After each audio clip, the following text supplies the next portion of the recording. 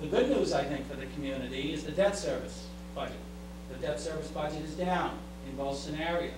There was also a concerted effort not to take on any new debt in this budget process, and we achieved that. So there is no new debt being added to that debt service budget. So that's good news from a planning perspective, and as we look going forward in a multi-year forecast, that will continue to decline. So the average budget change, no override, we've got a 1.75% increase in the budget, and in the override budget, we've got a 6.89% overall increase. Let's talk about what will it cost the taxpayer. This is really what everybody wants to know. What will it cost me? $2.15 million operating override would translate into $125,000 annually per $100,000 of assessed value. So for the average home, which is assessed at $300,000, you're talking about a $375 annual impact.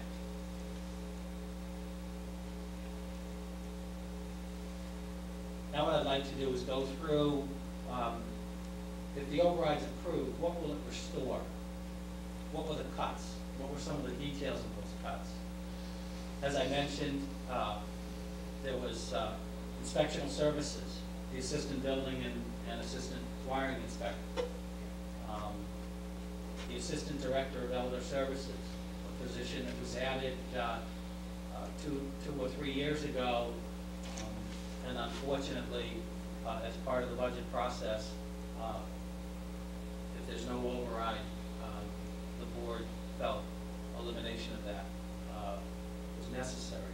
The children's librarian, actually currently a vacant position. The board, if the override does not pass, will not fill that position. Library pages, the recreation administrator, which would be moved to a revolving fund, and in fire protection, reduction of hours. In terms of services, turn off 25% of the street lights. That would be a process we would have to go through and figure out which lights stay on and which lights go off. There's preventative road maintenance programs that we would discontinue. Cleaning of catch basins, maintenance of some of the public works vehicles, supportive grants for mental health and public health services, some of the mosquito control programs, and some smaller items such as cultural grants, some cuts that were made in the collections and town council budgets as well. Benefits, there would be some additional teachers in the override budget, so there would be some benefits that would be added back. All of those items total $398,402. On the school department side, in the override budget, it would be $1,103,586, and that really translates into staffing, which is probably the largest component of that. They would have to have a reduction if the override would have failed. They would have to have a reduction in staffing. So if the override passes, they'll be able to maintain the staff and in fact add some additional staff, which would help to maintain class sizes. If the override passes, they'll be able to purchase the new textbooks that they need to purchase. They'll be able to provide additional support services. And there are many programs, library programs, technology programs, just the building and grounds maintenance, again, class sizes, fees, all of those are items that the school department, if the override fails, would need to make adjustments to, which will have an adverse impact.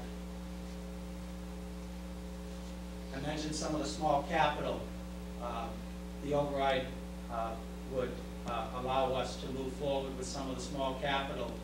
These are items that maintain the infrastructure of the community. Small capital typically comes from the operating budget. And again, these items allow us to maintain the infrastructure within the departments of the community. You've got police, there's safety equipment, there's radios, there's police cruisers in the fire department. We've got hazardous material and other life-saving equipment, hoses and fittings, all necessary items. And then in the current environment that we live in, it's very important to provide these items to the fire department. In public works, maintenance of the town buildings, again, maintaining our infrastructure, computer equipment, which helps to maintain efficiency within town hall and keep staffing levels down. In CPC, there's some computer equipment that they use that the override would restore, and then there's some other miscellaneous small office equipment, cabinets, chairs, etc. Those total some $251, $341.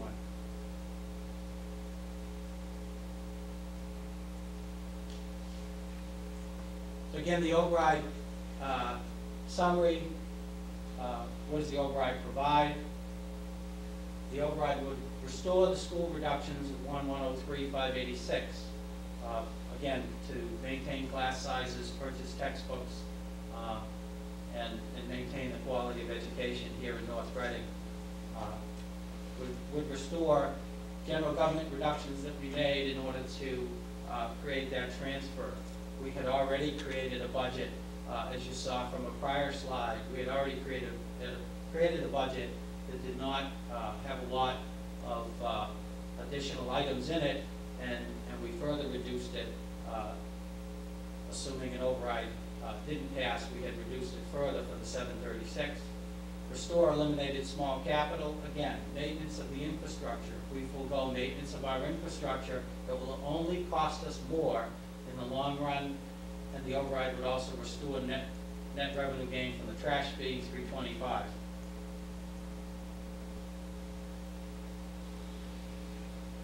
So the impact of a no vote. It cuts services to all segments of the community, increased trash fee of $180 annually to avoid further service reductions. Again, we instituted that fee to avoid further reducing services provided to the residents. On the school side, they've also instituted a potential fee schedule change, which could have an adverse impact on people, and I would urge people to take a look at that. Decreases investment in the community. It puts us in the position of playing catch-up, again, as I mentioned, with some of the small capital items. Maintenance of our infrastructure is an important item that we must maintain that infrastructure, and if we don't, long run, it costs us more, and it hurts property values. Investment in the community, maintenance and support of the services provided in the community, both on the general government and on the school side, help to maintain our property values. And the property values are something that everybody's very interested in, and is probably a large portion of everyone's net worth, so to speak. The impact of the yes vote, maintaining an acceptable and practical level of service across the entire community. Again, showing pride in the community, maintaining a healthy, financially sound community. And again, supporting property values. Again, this is where people have a big personal stake, and I think it's important to maintain that stake. I think it's important to show pride in our community, to maintain the services for the elderly, maintain the services of the library, and maintain the quality of education.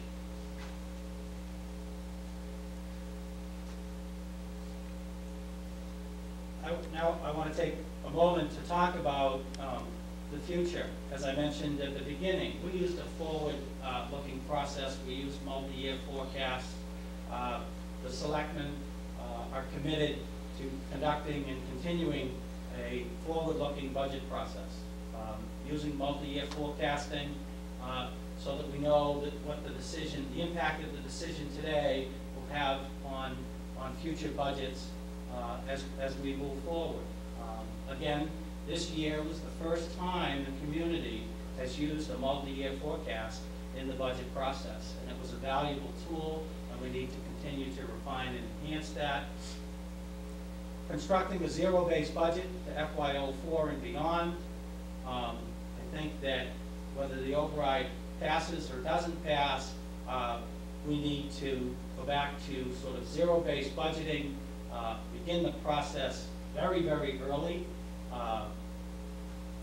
sometime in June or early July, begin a budget process where we take a look at everything and try to come up with a process where we can maintain the services that the communities come to know and expect, and maintain the quality of services, but perhaps by using a zero-based approach, we can come up with some unique ways to save the community some money.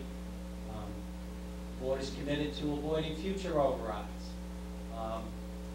That's a critical component, and I think that the multi-year forecast helps in that process, because you can see if you're going to add a position or if you're going to add a new level of debt, you can see what impact that will have as you move forward.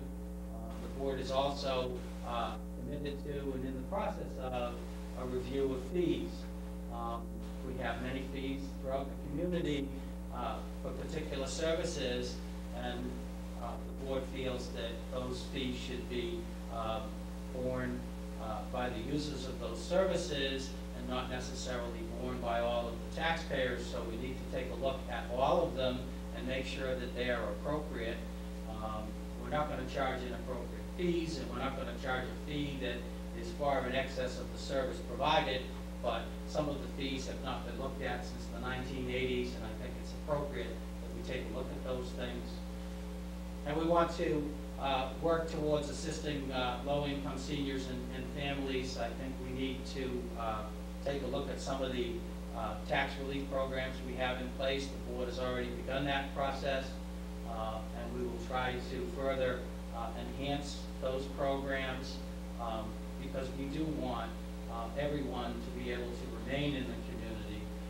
Unfortunately, we're in a position where, again, revenue can only grow by 2.5%, and we've got some fixed costs that have grown by large numbers, healthcare being 30%. Those are big numbers, and we feel that we need to move forward with an override. Again, that would be $125 per 100,000 of valuation. And we feel it's important to move forward with that to keep the community moving in a positive direction. And the board is committed to working diligently to make sure we don't get into this situation again. Again, the biggest component being multi-year planning and multi-year forecasting. And I want to thank you for the opportunity to present this material so that the voters can make an informed decision as they go to the polls on May 7th. Thank you.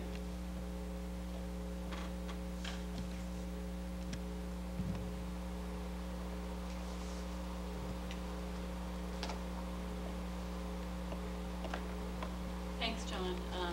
I'm hoping that voters will tune in, and if they need any more information, Yes North Reading Ballot Committee does have a website.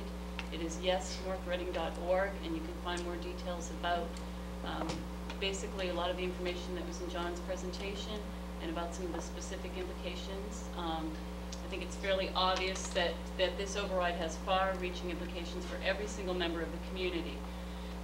Whether you may have varied interests depending on what point you are in your life, but chances are, whether it's the library services, the quality of education, elder services, public safety, public health, all of these will be directly affected. So we are really hopeful that every member of the community will get out and vote in favor of supporting this override.